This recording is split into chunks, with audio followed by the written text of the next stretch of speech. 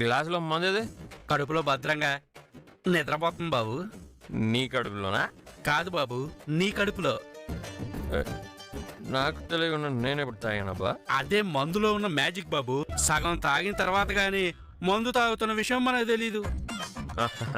Yes correct.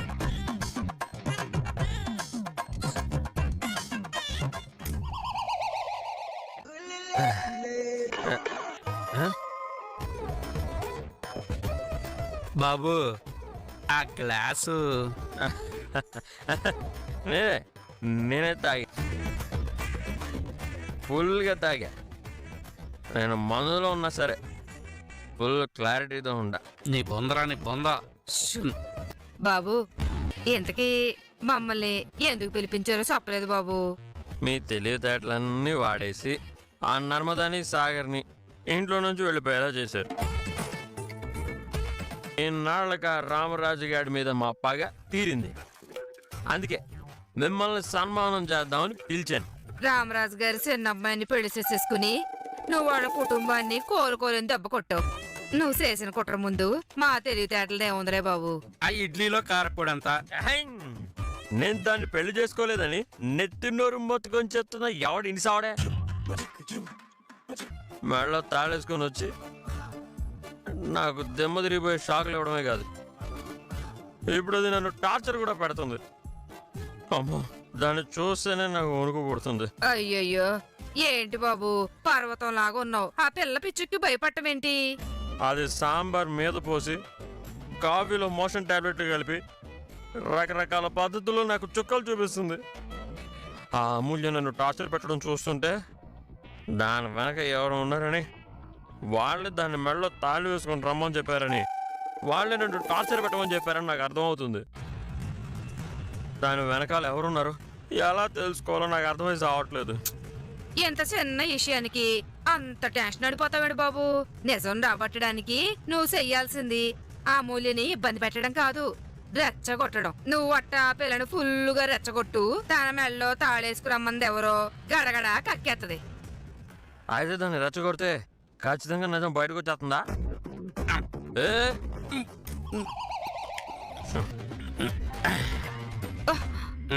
నా భార్య అంటే ఏమనుకున్నావు? తనకు నా జుట్టు ఊడిపోయేలా కొట్టడమే కాదు, ఎవరిని ఎలా సాగు దెబ్బ కొట్టాలో కాలజ్ఞానం కూడా తెలుసు.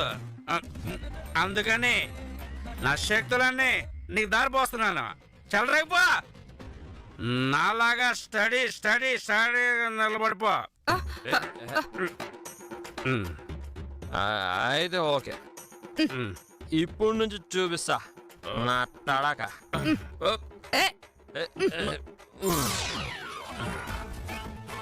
తడాకా చూపిస్తానని దడేలు మీద కింద పడిపోయాడు. ఈడికి ఆకారం ఆవేశం ఒక్కటే ఎక్కువ అనుకుంటా.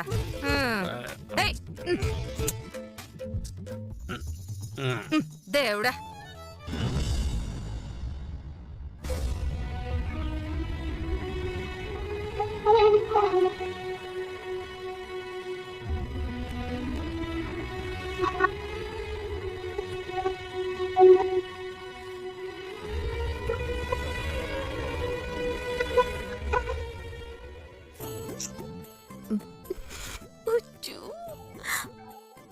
బాబాయ్ బాబాయ్ బాబాయ్, మన తోడుకోడల శత్రువు ఇంట్లో చెల్లిపోయిందన్న ఆనందంలో గుండె ఆగిపోయేలా ఉందిరా దేవుడు.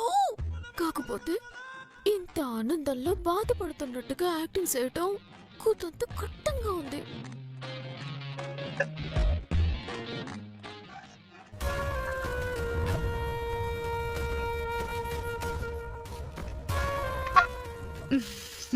తస్సదయ్యా, కొంప సంతాప సభలాగా తయారైంది కదే. మరే కూర మాడిపోయినప్పుడు వాసన, కొడుకు కోడలు కొంపల్లోంచి వెళ్ళిపోయినప్పుడు ఈ శాతం కామనే కదా. సాగర్ని నర్మదని తీసుకురావడానికి ప్రేమ ధీరజులు వెళ్ళారు. వాళ్ళు ఇంటి కట్టుకొచ్చేద్దరంటావా? ఏంటి అట్టుకొచ్చేది అట్ల కాడా? ఇరిగిపోయిన పాలు అతుక్కోవడము, ఈగోతో ఇంట్లోంచి వెళ్ళినోళ్ళు తిరిగి రావడం అదే ఈ జన్మలో తిరిగి రాని పని. అందుకని నువ్వు మెల్లగా మీ అత్తమామలతో మాట్లాడేసి ఆడ రూమ్ని మాకు సెట్ చేసి నేను మీ నాన్న పర్మనెంట్ గా ఇక్కడ ఇంట్లో సెటిలింగ్ అయిపోతాం. అప్పుడు ఓ పక్క రైస్ మిల్లుని మరో పక్క ఈ ఇంటిని మన గుప్పెట్లో ఎట్టేసుకుని తిరిగి లేకుండా ఏలేయచ్చు. ఏమంటావు మరి? మా అమ్మ ఏటంటే అదే అంట. నా బొంగోరు తల్లి మాట ఎంత బాగుంటుందో.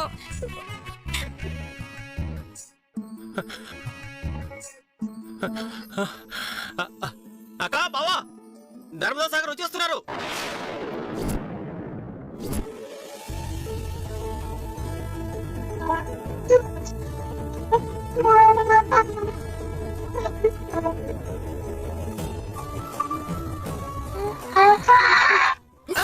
అమ్మడా జాగ్రత్త జాగ్రత్త. ఊరుకో. అది కాదే, ఆ, పెద్ద కాలజ్ఞానిలాగా జ్యోతిష పండితురాల్లాగా ఇరిగిపోయిన పాలు ఈగోతో అలిగిపోయిన వాళ్ళు సచ్చినా తిరిగి రావని చెప్పావు కదే. ఏ, ఆ, రైటర్ ఒకటి రాస్తే డైరెక్టర్ ఇంకొకటి తీసినట్టు నాకు కూడా ఇది నిమ్మ తిరిగి బొమ్మ కనపడే షాకులాగా ఉండే బాబు. మళ్ళీ నువ్వు మాట పెట్టు. ఉమ్,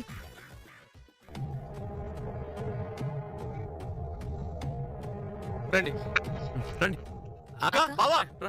ఎల్లు నటించు, లేదంటే మన మీద డౌటింగ్ కొట్టేస్తుంది. ఎల్లు. ఆ, రండి రండి సెల్లాయ్, సాగరమూర్తి గారు రండి. పదరా. ఒక్క నిమిషం వల్లి అక్క. ఎందుకమ్మ సెల్లాయ్, దుర్ముహూర్తం ఏమైనా ఉందా? కాదక్కాయ్, ఈ ఇంటి మీద కొన్ని దుష్ట శక్తులు కన్నుంది. అమ్మో, ఈ డైలాగ్ మన గురించినే. తెలుసు, ఎడమర్చి చెప్పాల్సిన అవసరం లేదు. ఆ దుష్ట గ్రహాల వల్లే మన ఇంట్లో ఎప్పుడూ ఏదో ఒక గొడవ జరుగుతున్నాయి. ఏమంటావు వల్లేకాయ్? నేను కాదనంటే నువ్వు ఒప్పుకుంటావా సెల్లాయ్? దుష్ట శక్తుల కన్నుందని అర్థమయ్యాక కూడా ఇంకా అలాగే బొమ్మలా ఉంటావేంటకాయ్? వెళ్ళి దిష్టి నీళ్లు తీసుకురా. నర్మదక్కకి సాగర్ బావకి దిష్టి తీయాలి. ఏటి నేనా దిష్ట?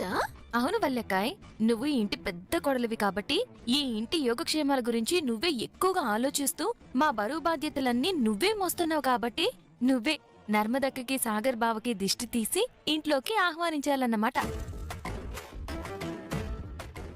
ఏంటమ్మా ఇంకా అలా చూస్తున్నావు? వెళ్ళి దిష్టి నీళ్ళు తీసుకురా వెళ్ళు. వెళ్ళు. వల్లేకాయ్, దిష్టి నీళ్లు తీసుకురమ్మంటే దిక్కులు చూస్తున్నావు. కొంపదీసి నర్మదక్క సాగర్ బావ రావడం నీకిష్టం లేదా ఏంటి?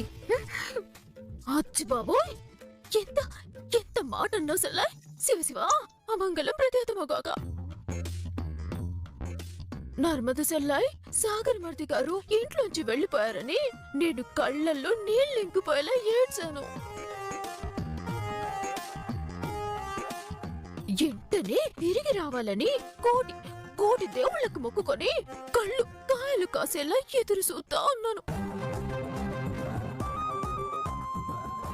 నా మొరని ఆ దేవుళ్ళు విన్నారు అని మనసులో దండం పెట్టుకుంటూ ఆగిపోయాను. అంతే తప్ప వీళ్ళు రావటం ఇష్టం లేక కాదు. కొద్దిగా ఎక్కువైనట్టు తగ్గించుకో. నేను వెళ్ళి తీసుకొస్తానా?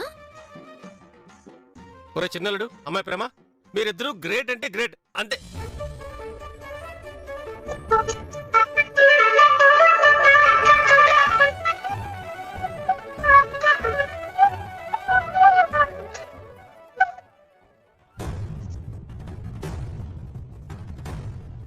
అందరి దిష్టి పోవాలి.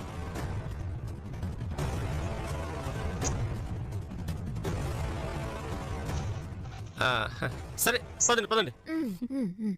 ఒక్క నిమిషం మళ్ళీ నువ్వు జరగమ్మా జరుగు.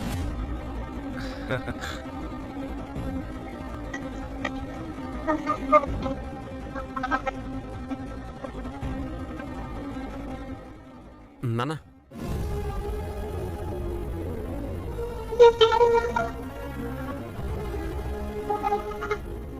నాన్న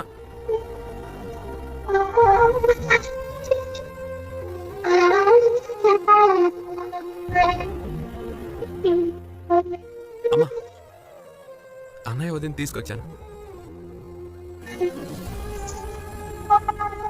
సరే అమ్మా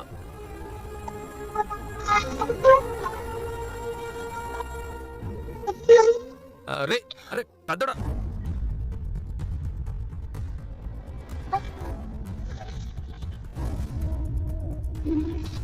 అన్నయ్య ఇవన్నీ సర్దుకుంటాయి. పదండి మీ రూమ్కి. పదండి. పదండి పదండి. దడిపడా వెళ్ళరా. పద.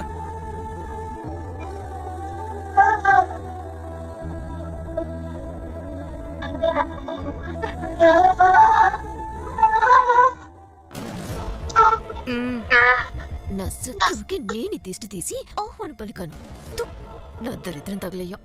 చికెన్ ముక్క దొరికిందని ఆనందపడేలోపే కుక్క లాక్కెళ్ళినట్టుగా నా తోడికోడలు శత్రువు ఇంట్లోంచి వెళ్ళిపోయిందని ఆనందపడేలోగా తిరిగి ఎంటర్ అయిపోయింది. ఇక రేపటి నుంచి ఆవిడ చేతిలో నాకు సెడుగుడే సెడుగుడు సెడుగుడే సెడుగుడు. అయ్యో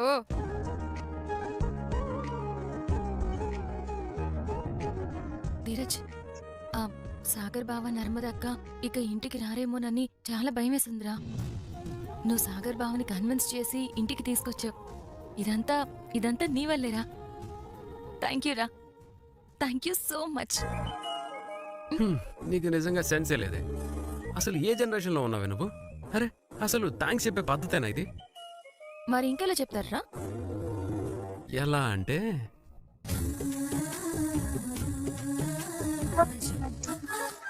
ఎలా అంటే రే, ఏంట్రా దగ్గరికి వస్తున్నావు? థ్యాంక్స్ చెప్పే పద్ధతి నేర్పిద్దామని.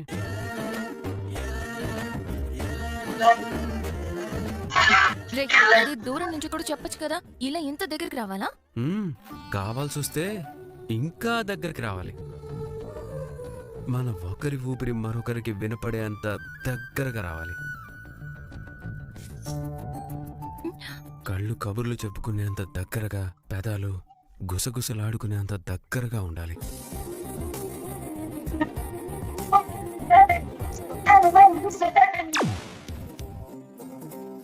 రే, నువ్వు ఈ మధ్య ఇలా తయారవుతున్నావేంట్రా? థ్యాంక్స్ చెప్పడం తెలీదు, నేర్పిస్తేనేమో అలా తయారయ్యో ఇలా తయారయ్యో అంటావు. మీ ఆడాళ్ళకి మగాళ్ళని ఆడిపోసుకోవడం అంటే ఐస్ క్రీమ్ తిన్నంత ఈజీనే.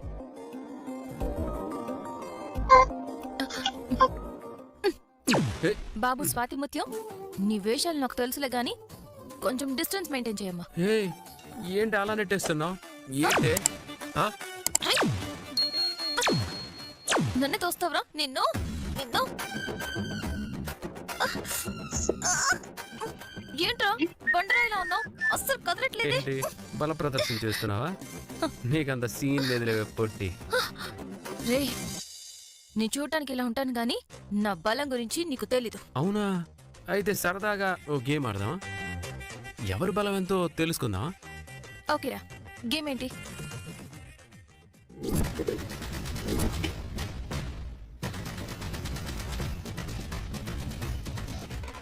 Hand wrestling. ఇది మనకి కొట్టిన పిండమ్మా. కొట్టిన పిండు రుబ్బిన పిండు చూద్దాం. ఇంతకీ పందెం ఏంటో చెప్పు. చాయిస్ నీకే ఇస్తానురా, నువ్వే చెప్పుకో. సరే, నేను ఓడిపోతే నేను నీకు ముద్దు పెడతాను. నువ్వు ఓడిపోతే నువ్వు నాకు ముద్దు పెట్టాలి, ఓకేనా? ఈ ముద్దుల గోలేంట్రా బాబు, ఇలా అయితే నేను ఆడనురా. ఏయ్! సరే, నేను గెలిస్తే నువ్వు నాకు ముద్దు పెట్టు, నువ్వు గెలిస్తే నీ ఇష్టం. ఓ, ఆవు పులి కథలాగా మళ్ళీ అక్కడికే వచ్చి ఆగేవన్నమాట. సర్లే,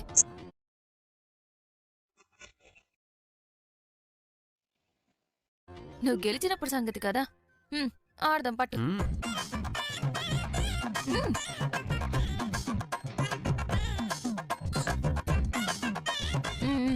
ఏంటి లెఫ్ట్ హ్యాండ్ పెట్టావు? నేను ఓడించడానికి లెఫ్ట్ హ్యాండ్ చాలమ్మా. బిల్డప్ కొంచెం ఎక్కువ అవలా? గెలిచే నమ్మకం ఉన్నప్పుడు ఈ మాత్రం బిల్డప్ ఉంటుందమ్మా. డైలాగ్ లాపి పట్టు. చూడు చూడు సిన్నాదాని నవ్వే చూడంట, కోల కళ్ళ సింగారాలు అమ్మాయి వంట, ఒప్పుకుంటాయి దునియాలో సాగే పిల్లంట. ఆ, ఆహా, అయ్యో, తుచ్ నేను లెఫ్ట్ హ్యాండ్ అని జర్క్ చేశాను. ఇప్పుడు సీరియస్ గా రైట్ హ్యాండ్ తో ఆడతాను. ఈ కవరింగ్లకి తక్కువేం లేదు. సరే ఆడు.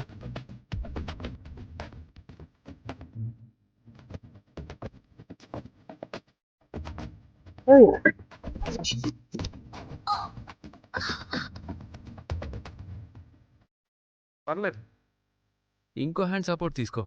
నేనేం అనుకోను. ఏం అక్కర్లేదురా, సింగిల్ హ్యాండ్ చాలు. బాబోయ్, నీ బిల్డప్లతో చచ్చిపోతున్నాను. ఆడు. ఏంటే అవ్వట్లేదా? ఇలా అయితే లాభం లేదు. వీడిని ఎలా అయినా ఓడించాలి.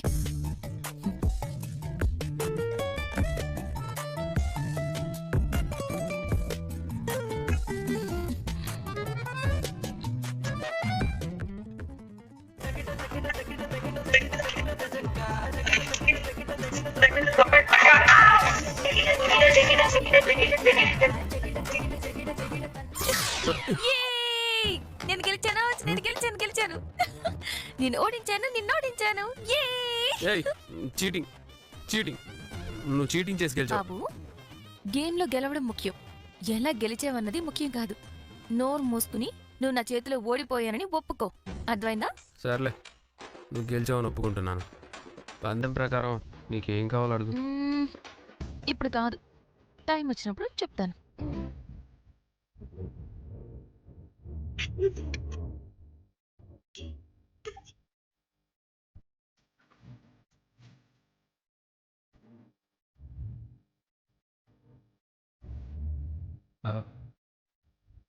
అంతేనా? ఇక్కడ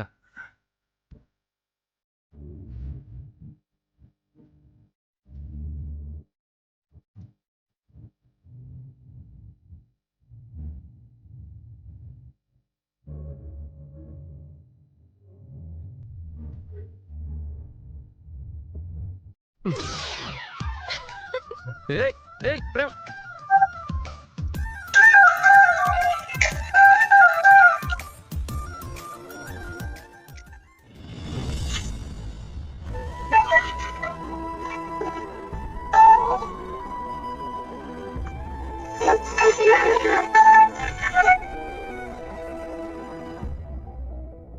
ఏమండి, ఇప్పుడు నా మనసు కాస్త కుదుటపడిందండి.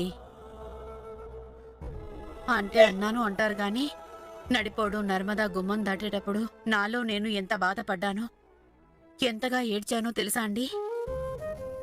కష్టం వచ్చినా సుఖం వచ్చినా ఎప్పటికీ అందరం కలిసి ఉండాలనే మీ కల చెదిరిపోతుందేమోనని, బంగారం లాంటి ఈ ఉమ్మడి కుటుంబం కూలిపోతుందేమోనని చాలా భయపడిపోయాను. ఏమండి, నాకు మన ముగ్గురు కొడుకులు మాటిచ్చారండి, ఎలాంటి పరిస్థితులు ఎదురైనా సరే ఈ ఇంటిని ముక్కలు కానివ్వము అని, ఈ ఇంట్లో మనుషుల మధ్య విడిపోయే పరిస్థితిని రానివ్వము అని. ఈరోజు చిన్నోడు ఆ మాట నిలబెట్టాడండి. నాకు భయాన్ని దూరం చేసి భరోసాని నింపాడు.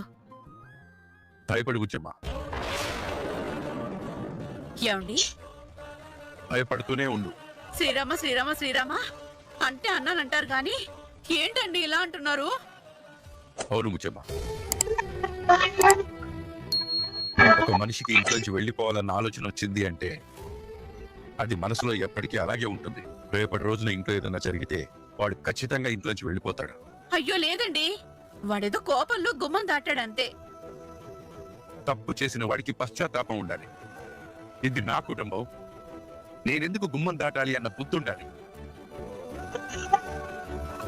తప్పు చేసి కూడా ఇంట్లోంచి వెళ్ళిపోయాడు అంటే అదేదో తెలియనితనమో కోపమో కాదు బుచ్చమ్మ, మూర్ఖత్వం, అహంకారం. చిన్నోడు వెళ్ళి బతిమలాడితే వాడు వచ్చాడు తప్ప వాడంతే వాడు రాలేదు బుచ్చమ్మ. బలవంతంతో బంధాలు నిలబడవు బుజ్జమ్మ. ఒక్కసారి దారం తెగిన తర్వాత ముడేస్తే అది ఎప్పటికైనా విడిపోయే ముడిలాగే ఉంటుంది. బంధాలు కూడా అంతే. ఇంకో విషయం ఏంటంటే కోడలు కూడా వాడికి తగ్గట్టుగానే ఉంది. కోడలు నెత్తిన పెట్టుకున్నందుకు తను కూడా మనల్ని మోసం చేసి బాగానే బుద్ధి చెప్పింది.